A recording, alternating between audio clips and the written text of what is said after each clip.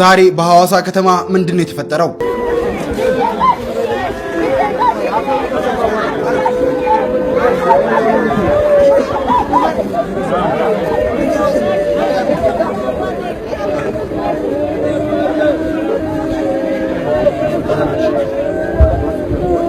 ፈጣሪ ማለት የሌሉ ነገሮችን ለምሳሌ እግዚአብሔር ከልቡ አውጥቶ እንደፈጠራቸው ሁሉ እኛም በልባችን ያሉ ነገሮችን ወደ ኤግዚስተንስ መጥራት እንደምንችል ካወቃችሁ this is what we call አማልክት ብለን የምንጠራው ይሄንን ነው። አንተ ትናገራለህ፣ ትፈጥራለህ። የምትናገረው ይፈጠራል። ጨለማን የማፈርሰው እኔ ነኝ። ሙታንን የማስነሳው እኔ ነኝ። እነዛ ትላልቅ ሆቴሎች እና ህንጻዎች የኔ ናቸው። አቤት አቤት አቤት አቤት አቤት አቤት! ሽንፈት አላወራም፣ ውድቀት አላወራም። ምላስ ከተሳለ የክሬተሩ ጋድ ምን አለ አለ እግዚአብሔር አለ ሆነ ትላለ ይሆናል ማለት ነው። ይኸውላችሁ ጋድ የሰጠን ቴክኖሎጂ የራሱ ቴክኖሎጂ እሱ ራሱ ገና from the beginning የተጠቀመው ቴክኖሎጂ ነው። ትናገራላችሁ፣ የምትናገሩት ነገር ይሆናል በኢየሱስ አሜን። የኢትዮጵያ ወንጌላውያን አማኞች አብያተ ክርስቲያናት ፕሬዝዳንት የሆኑት ፓስተር ጻድቁ አብዶ ከፍተኛ ተቃውሞ ገጥሟቸዋል። ተደጋጋሚ መልእክቶችም እየደረሱ ነው። በህብረቱ ፕሬዝዳንት ላይ ከፍተኛ ተቃውሞ እየቀረበ ይገኛል። ሰው መንፈስ ነው በሚለው ትምህርቱ የካውንስሉ ፕሬዝዳንት ፓስተር ጻድቁ አብዶ እንደ እግዚአብሔር ቃል መዝነን ሐሰተኞች መሆናቸውን ደርሰንባቸዋል ሲሉ ሲቃወሙና ሲያወግዟቸው ከነበሩት አንዱ ብስራት ብዙአየሁ ወይም ጃፒ ጋር የአምልኮ ማዕከል ግንባታ የማስጀመሪያ ፕሮግራም በሚል በተዘጋጀው ላይ የመሰረት ድንጋይ ሲያስቀምጡ መታየታቸውን ተከትሎ ጥያቄና ግርታን መፍጠሩንና ትክክለኛ የእሳቸው ማንነት የትኛው ነው የሚል ጥያቄ እንደተነሳ ተደጋጋሚ እየወጡ ያሉ መረጃዎች ያሳያሉ። የእግዚአብሔርን መንጋን ከተኩላዎች ለመጠበቅ ተሹመው በተኩላዎች ሰፈር እየዞሩ በተኩላዎች የተበሉ መሪዎች። ገላትያ 3:1 የማታስተውሉ የገላትያ ሰዎች ሆይ በዓይናችሁ ፊት ኢየሱስ ክርስቶስ እንደተሰቀለ ሆኖ ተስሎ ነበር። ለእውነት እንዳትታዘዙ አዚም ያደረገባችሁ ማን ነው? የወንጌላውያን አብያተ ክርስቲያናት ፕሬዝዳንቱን እዩት። ጃፒ ለሚገነባው ቤት የመሰረተ ድንጋይ ሲያኖር፣ ጋሽ ዳንኤል መኮንንን እዩት በጃፒ አዳራሽ ሲያገለግሉ። በአጭሩ በኢትዮጵያ ውስጥ ያሉ ወንጌላውያን አብያተ ክርስቲያናት መሪዎች ከሐሰተኞች አገልጋዮች ጋር የማይመች አካሄድ ውስጥ በመግባት ህብረት ፈጥረዋል። ባቢሎናውያን ሆነዋል፣ ተደበላልቀዋል፣ ተቀይጠዋል። መንሹ በእጁ ያለው ኢየሱስ ይለየናል ወይም እስከ ፍርድ ቀን ይጠብቃቸዋል። እናንተ በእውነተኛ ወንጌል ጸንታችሁ የቆማችሁ የወንጌል አማኞች እረኞች ስለሌሉን ራሳችሁን ከተኩላዎች ጠብቁ። የወንጌላውያን አብያተ ክርስቲያናት ፕሬዝዳንቱን እነ ሙሉ ወንጌል እስከ መቼ በዝምታ እንደሚያዩት አልገባንም። ጋሽ በቀለ ወልደ ኪዳንም የቀጠና 2 ሙሉ ወንጌል እስካሁንም መጋቢ መሆናቸውን ልብ አድርጉ። እናም ሙሉ ወንጌልም የነጃፒን የሐሰት ትምህርት ተቀብላ ይሁን የሐሰተኛ ነቢያትና ሐዋርያት አገልግሎትም ተቀብላ ይሁን ምክንያቱም የነርሱ አባት የሆኑት የእርሷ መጋቢዎች ናቸውና። የኢትዮጵያ ወንጌላውያን አብያተ ክርስቲያናት እጅግ በጣም በሚያሳዝን አደጋ ውስጥ ናቸው። የተወሰኑት ከግብረ ሰዶማውያን ተቋማት ጋር ለገንዘብ ብለው ህብረት ፈጥረዋል። ሌሎቹ ደግሞ በኢትዮጵያ ላይ ከተነሱ ሐሰተኛ አገልጋዮች ጋር ህብረት ፈጥረዋል።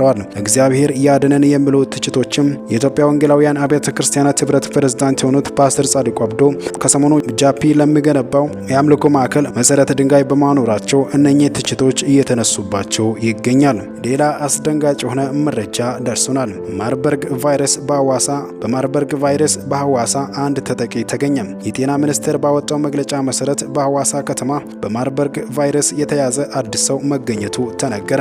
ግለሰቡ ቀደም ሲል በጂንካ ከተማ ከተገኘው የመጀመሪያው የቫይረሱ ተጠቂ ጋር ንክኪ የነበረው ሲሆን ወደ አካባቢው ተጉዞ ወደ ሐዋሳ የተመለሰ እንደሆነ ተብራርቷል። መረጃው ይፋ የሆነው የጤና ሚኒስቴርና የህብረተሰብ ጤና ኢንስቲትዩት በማርበርግ ቫይረስ ዙሪያ እየሰሩ ስላሉት ስራ ለጋዜጠኞች ማብራሪያ በሰጡበት ወቅት ነው። የጤና ሚኒስትሯ ዶክተር መቅደስ ዳባ የቫይረሱን ስርጭት ለመቆጣጠር እየተደረጉ ያሉትን ጥረቶች ገልጸዋል። የተደረገው የላቦራቶሪ ምርመራ 73 በለይቶ ማቆያ ውስጥ ላሉ ሰዎች በየዕለቱ ምርመራ እንደሚደረግም ተገልጿል። በቫይረሱ የተጠቁ ሰዎች 11 ሲሆኑ ከነዚህ ውስጥ 5 ሰዎች በሕክምና ላይ ናቸው። ህይወታቸው ያለፈ ሰዎች ደግሞ በቁጥር 6 ይሆናሉ። በሕክምና ላይ ያሉ ሰዎች ደግሞ 5 ሲሆኑ በጸረ ህዋስ መድኃኒት ምክንያት የማገገም ሂደት ላይ ናቸው ተብሏል። በጽኑ ህሙማን ክፍል ያለው ደግሞ አንድ ሲሆን አስፈላጊው ክትትልም እየተደረገለት ይገኛል። በሌሎች ሀገራት ለውጥ ያመጣው ዶሚዲስፔር የተባለ ጸረ ህዋስ መድኃኒት ወደ ሀገር ውስጥ ገብቷል። መድኃኒቱ ለ16 የህክምና ባለሙያዎችና በህክምና ላይ ላሉት 5 የቫይረሱ ተጠቂዎች ተሰጥቷል። ዶክተር መቅደስ እንዳስረዱት መድኃኒቱ ለውጥ ያመጣ መሆኑንና በህክምና ላይ ያሉት 5 ተጠቂዎች የማገገም ሂደት ላይ መሆናቸውን አስረድተዋል። የጤና ባለሙያዎችና የሚመለከታቸው አካላት የቫይረሱን ስርጭት ለመቆጣጠር ከፍተኛ ጥረት እያደረጉ ነው። ህብረተሰቡም ጥንቃቄ እንዲያደርግና የጤና ባለሙያዎችን መመሪያ እንዲከተልም ጥሪ ቀርቧል። ዛሬ በሐዋሳ ከተማ ምንድነው የተፈጠረው? ዛሬ ህዳር 16 ቀን 8 ሰዓት ላይ በተለምዶ ቦሌ ተብሎ በሚጠራው ሰፈር 2 ታርጋ የሌላቸው አፓች ሞተር የያዙ ሌቦች አንዲት ሊፋን ሞተር እየነዳች ያለች እናትን ቦርሳዋን በመንጠቅ ከነ ሞተሯ መንገድ ላይ ገፍትረው ጥለዋት ይሄዳሉ። እቺም እናት እጇ ላይ ከፍተኛ የሆነ ጉዳት እንደደረሰባትም ሰምቷል። ከዛም ህዝቡ መኪና ያለው በመኪና ሞተር ያለው በሞተር ሌቦችን በማባረር በሻፌታ ባንክ ጎን ላይ ባለው ኮብልስቶን ላይ ሌቦች ይያዛሉ። ህዝቡም ሌቦችን በመያዝ ያደረገው ርብርብ በጣም ከፍተኛ ነበረ። የሲዳማ ፖሊስን በፍጥነት ቦታው ላይ በመድረስ እንግዲህ ሌቦችን በቁጥጥር ስር አውሏቸዋል። እናም ሌቦቹ እንዲያዙ በመኪና እየተከተለ ከፍተኛ አስተዋጽኦ ያደረገው ግለሰብ ይህ ከላይ የምትመለከቱት ሲሆን እንደዚህ አይነት ሰዎች እንዲበዙ ማበረታታት ይገባል። የኢትዮጵያ ድሏ ያለው ከቤተ ክርስቲያን ጋር ነው። በኋላ መልሼ እመጣበታለሁ። ያስፈላጊ ሐሳቤ ነው። በሌላ ሰዓት ደግሞ ኢያሱን እንመለከተዋለን። ኢያሱን በምንመለከተው ጊዜ ጋይንን የምትባለዋን ሀገር መውረስ ነበረበት፣ ነፃ ማውጣት ነበረበትና ኢያሱ 8 ላይ ስንመለከት በጋይን ነበረ። ኃይለኛ ጦር ነበረ ጋይን ላይ እና እሱ በፈረስ ላይ ተቀምጦ ጦሩን አነሳ ይላል። ከጠዋት እስከ ማታ ድረስ ይመታሉ። በቃ ጦርነቱ የተፋፋመ ነው። እዚህ አንድ ሰው አለ ኢያሱ የሚባል ፈረስ ላይ ተቀምጦ ጦር አንስቷል። አይደክሙም ነበር እጆቹ ይላል። አይደክሙም ነበር፣ ድል ያደርጉ ነበር። ተመልከቱ፣ ሙሴ በትር ነው የሚያነሳው፣ ኢያሱ ጦር ነው የሚያነሳው። በትር የእረኛ ምልክት ነው። ሙሴ ጥሩ እረኛ ነው፣ ይሄ ደግሞ ጥሩ ተዋጊ ነው። እግዚአብሔር ማያያዝ ያውቃል። ጥሩ ኮምቢኔሽን ነው። ስለዚህ ወገኖች ሆይ እነዚህ ሁለቱ እንደ ጥሪያቸው ሄዱና የእግዚአብሔርን ርስት በእግዚአብሔር እጅ እንዲገባ አደረጉ። ዛሬ አንድ መውረስ ያልቻልነው እንደ ቤተ ክርስቲያን ምን መሰላችሁ? ማቀናኘት አልቻልንም ስጦታዎች። በቃ እኔ የሌለኝ ነገር ወንድሜ እንዳለው ካወቅኩኝ እጅ ለእጅ ተያይዘን መስራት ነው እንጂ ሁሉ በእኔ ተጀምሮ በእኔ እንዴት ይሆናል? እንዴት ይሆናል? የአንዱ ጸጋ ከአንዱ ሲቀናጅና አብሮ ሲሆን የሚሰራውና የሚፈጥረው ውበት ይህ ነው የሚባል አይደለም። ሃሌሉያ! ይህ ነው የሚባል አይደለም። እንቀበል። በቃ አንዳንድ ሰዎች ፊት ለመሄድ ተጠርተዋል፣ ግንባር ለመሆን ተጠርተዋል። ምን ይደረግ? በቃ እግዚአብሔር እንደዛ አለ። እኔ ሌለኝ ስጦታ ያላቸው ብዙ ወንድሞች እህቶች አሉ፣ ያስፈልጉኛል። የኔ ጸጋ ደግሞ ለነሱ ያስፈልጋልና ያንን አዋህደን በአንድነት ስንሄድ ድል በድል እንሆናለን። ሃሌሉያ! ጦር ብቻውን ምን ይሆናል? ኢያሱ ያለ ሙሴ ምን መሆን ይችላል? እሱ ግን ታማኝ መንፈሳዊ ልጅ ነበር። ሙሴ እንኳን ከሞተ በኋላ ይው ያነሳዋል። የእግዚአብሔር ባሪያ ሙሴ እንዳዘዘው ማና በቃ ታማኝነት ነው። አያችሁ፣ ታማኝነት ነው። ይሄን ነበር የሚያስተምረው። ሶስተኛ የእግዚአብሔርን እርዳታ ለመጠየቅ እጆቻችንን ስለማንሳት ነው መናገር የምፈልገው። መዝሙር 68 ላይ ቁጥር 31 ላይ በብዙዎቻችን የተወደደ ጥቅስ ስለ ምድራችን አለ። መኳንንት ከግብጽ ይወጣሉ፣ ኢትዮጵያ ፈጥና እጆቿን ወደ እግዚአብሔር ትዘረጋለች። አዎ ትዘረጋለች። ይህ ትንቢታዊ ቃል ነው። ትንቢታዊ ቃል ነው። ይህን ቃል ሲተረጉሙት መኳንንት የሚለውን የግብጽ ጦር ይወጣል ነው የሚለው። በዚህ ጊዜ ኢትዮጵያ ፈጥና እጆቿን ትዘረጋለች። ታዲያስ ድል ለኢትዮጵያ ይሰጣል ማለት ነው። ኢትዮጵያዊ ስለሆንኩ አይደለም፣ ቃሉ ስለሚናገር ነው። የእግዚአብሔርን እርዳታ መጠየቅ። እንደዚህ ጊዜ የእግዚአብሔር እርዳታ የሚያስፈልገን ጊዜ አለ። በስንት ችግሮች ውስጥ ተውጠን የተያዝንበት ወቅትና ጊዜ ነው። ወገኖች ሆይ አገር ለመምራት ለተቀመጡት የማያቋርጥ ጸሎት፣ ምልጃ፣ ልመና እንድናረግ መጽሐፍ ቅዱስ ትእዛዝ ይሰጠናል። አይኖቻችን እንዳይደክሙ እጆቻችን እንዲደክሙም አያስፈልግም። ለምን? የእግዚአብሔር እርዳታ አሁን ያስፈልገናል። ከወዲህ አሜሪካንን ያንቀጠቀጠ ቫይረስ በሀገራችንም ገብቶ ወገኖች ሆይ ጉልበትም ባይኖረን ያሉን ሰዎቻችን በሚችሉት መጠን እየሞከሩ ነው። ወደፊት እንኳን በኢትዮጵያ በዚህ ምድር ላይ ምን እንደሚሆን ገና አልታወቀም። ጠፋ ብለውን ነበር። አሁን ደግሞ ተነስቶበታል፣ አገርሽቷል።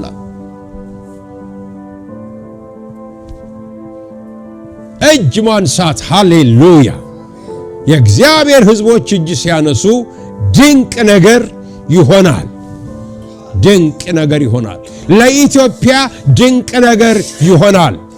በጨለማ ውስጥ ብርሃን ያለውን ነገር እናገራለሁ። ለኢትዮጵያ ብርሃን ይወጣል።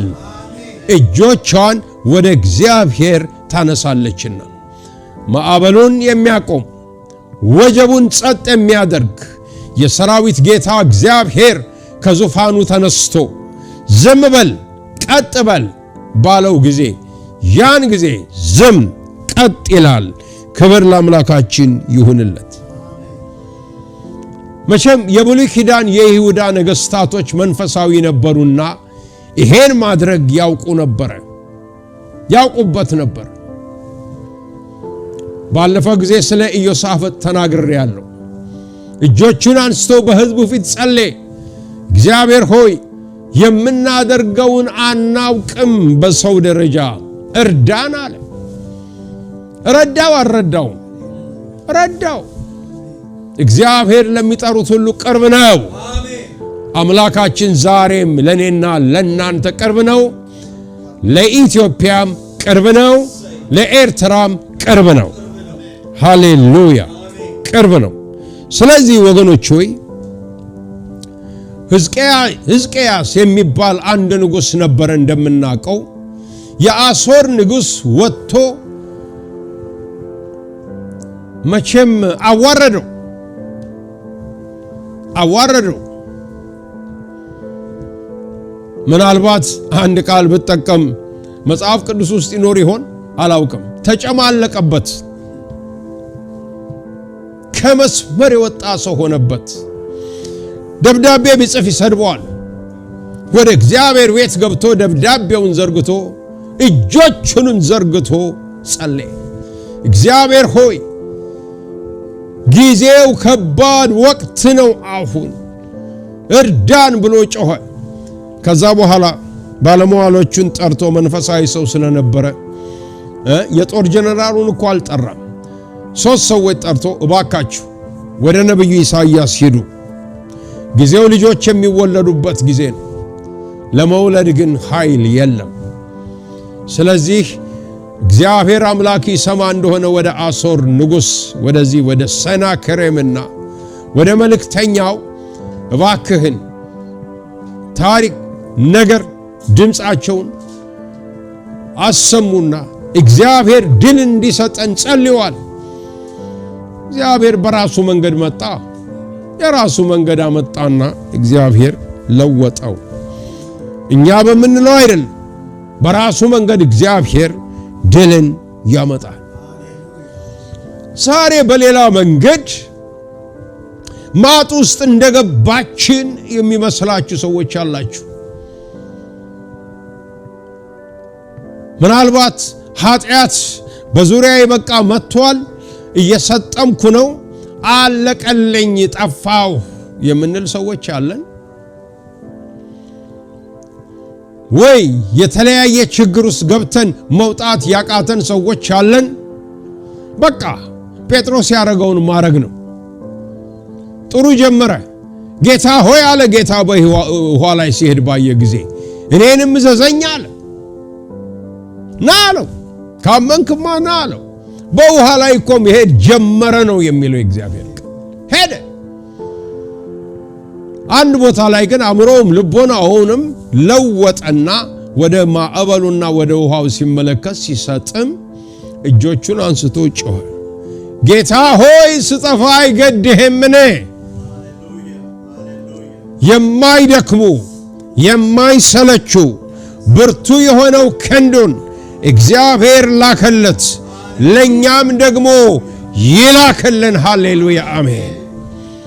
በአንተ ቤት ውስጥ የእግዚአብሔር ክንድ፣ በአንቺ ቤት ውስጥ የእግዚአብሔር ክንድ፣ በትዳራችን ላይ የእግዚአብሔር ክንድ፣ በበሽታ በሰለጠነብን ነገር ላይ የእግዚአብሔር ክንድ፣ በተቸገርንበት ነገር ላይ የእግዚአብሔር ክንድ ክንዱ ሲነሳ የማይሰራው ስራ የለም። ሃሌሉያ። ለዚህ ነው ነብዩ ኢሳይያስ ጸለየ፣ የእግዚአብሔር ክንድ ሆይ ተነስ ተነስ ተነስ ተነስ፣ ኃይልንም ልበስ፣ እባክህ ተነስ። አውቀዋለሁ ሲነሳ ምን እንደሚሰራ ስለሰማው እስቲ ድገመዋል። ድገመው፣ አባቶቻችን የነገሩንን ነገር ድገመው። ይደገም እባክህ። ይደገም የምትሉ ሁሉ አሜን በሉ እባካችሁ በየቤታችሁ። ይደገም፣ የሰማነው ነገር ይደገም፣ ይደገም። እግዚአብሔር መንፈስ ግን የሚለው ምን መሰላችሁ? መድገም ብቻ አይደለም፣ እነሆ የሚሰማውን ጆሮ ጭው የሚያደርግ እንግዳና አዲስ ነገር አደርጋለሁ ይላል የሰራዊት ጌታ እግዚአብሔር። በቃ ይሄ ትንቢታዊ ቃል ነው። ትንቢታዊ ቃል ነው። አዎ ወገኖች፣ እግዚአብሔር እንዲሁ ያደርጋል። ሌላው ወገኖች ሆይ ወደ ኢየሱስ ክርስቶስ መጨረሻ ላይና ወደ ሐዋርያቱ አገልግሎት መምጣት እፈልጋለሁ። ጌታችን ኢየሱስ ክርስቶስ በመጣበት ጊዜ በትሩ በእጁ ላይ የነበረው የገዛ ክንዱ ነው። በሽተኞችን ለመፈወስ እጁን ነበር የሚዘረጋው። የዳሰሳቸውም ሁሉ ሃሌሉያ ተፈወሱ። የዳሰሳቸውም ሁሉ ተፈወሱ። ለነዛ ደግሞ ሐዋርያቱ በሰጠው ስልጣን ሂዱና እጆቻቸውን በድውያን ላይ በመጫን ፈውሷቸው አለ። ምን ሊሆን ይችላል? የነሱ ክንድ ምንድን ነው? ምክንያቱም በነሱ ክንድ ውስጥ የጌታ ክንድ ገብቷል። በቃ ፈቀደ እግዚአብሔር እንደዚህ እንዲሆን። እነሱም ወጡና ዘይት እየቀቡ እየጸለዩ ለሰዎች ሲሉ ፈውስ በፈውስ ታምራት በታምራት በጣም ኤክሳይትድ ሆነው መጥተው ለጌታ ጌታ ሆይ ድንቅ እኮ መሆን ጀመረ፣ አጋንንት ሁሉ ታዘዙልን፣ በሽተኞች ተፈወሱ። ወንጌል ቀላል ሰዎች ናቸው የሚያከብሩት። ቀላል ሃሌሉያ። ከየትም የሚመጣ አይደለም፣ ቀላል። ስለዚህ ወገኖች ሆይ ኢየሱስ ያንን አደረገ። ጌታ ኢየሱስ ካረገ በኋላ ሐዋርያቱ በቀጥታ እግዚአብሔር በልዩ መንገድ ይጠቀምባቸው ነበረ። በልዩ መንገድ ይጠቀምባቸው ነበረ እና በእነሱ እጅም ብዙ ድንቅና ተአምራት ይደረግ ነበረ። በተለይ የመጀመሪያው ኢየሩሳሌምን ያናወጠው ተአምራት የዛ ከእናቱ ማህፀን ጀምሮ ሽባ ሆኖ የኖረው ሰው ጉዳይ ተነሳ ነው። ተነሳ፣ ተፈወሰ፣ አገር ተናወጠ። ብዙም ድንቅ በእጆቻቸው ይደረግ ነበርና ምን እንዳሉ ታውቃላችሁ? ፈሪሳውያን፣ ሽማግሌዎች፣ የአይሁድ አለቆች ተሰብስበው በእጆቻቸው ማንም ሰው ሊክደው የማይችል ሃሌሉያ ሃሌሉያ። አሁን የሚቀጥለው እንግዲህ ሪቫይቫል ይሄ ነው። ማንም ሰው ሊክደው የማይችል ድንቅና ተአምራት ይደረጋል። ሁለተኛ በዚህ ስም እንዳይናገሩ ጠርተን እናስፈራራቸው አሉ። ጠሩና ሁለተኛ በዚህ ሰው ስም እንዳትናገሩ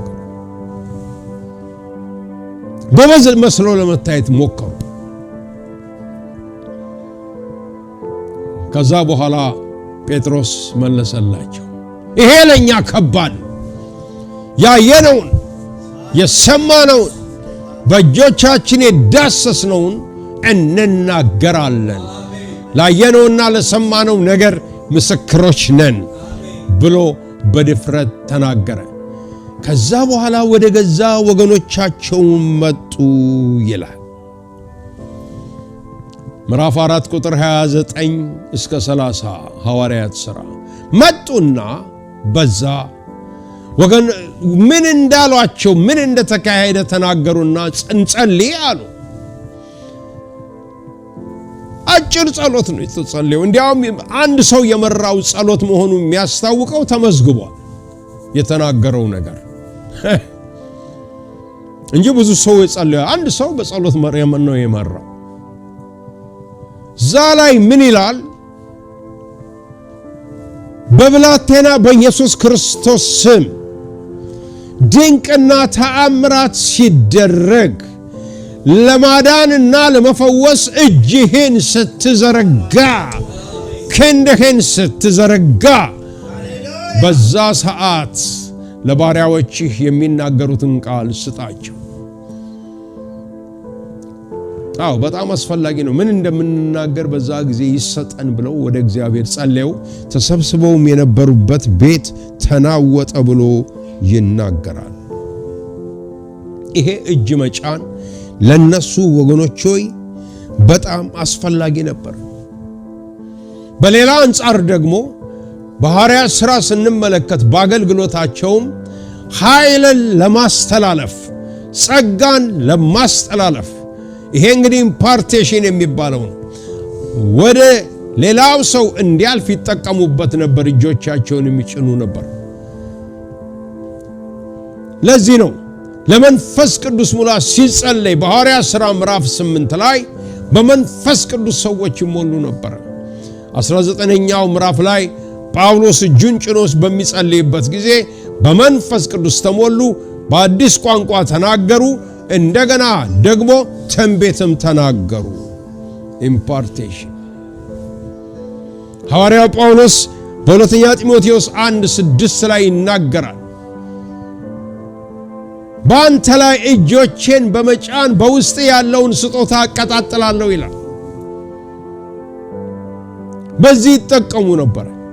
ዛሬም እንግዲህ አምላካችንና ጌታችን ያው ነው፣ ይሰራል። በግል እጆቻችንን እናነሳለን፣ ከእግዚአብሔር መልስ ይሆንልናል። እንደገናም ደግሞ የእግዚአብሔር ባሪያዎች እጃቸውን በሚያደርጉበት ጊዜ ዛሬም ድንቆች ይፈጸማሉ፣ ይሆናሉ። ክብር ለስሙ ይሁንለት።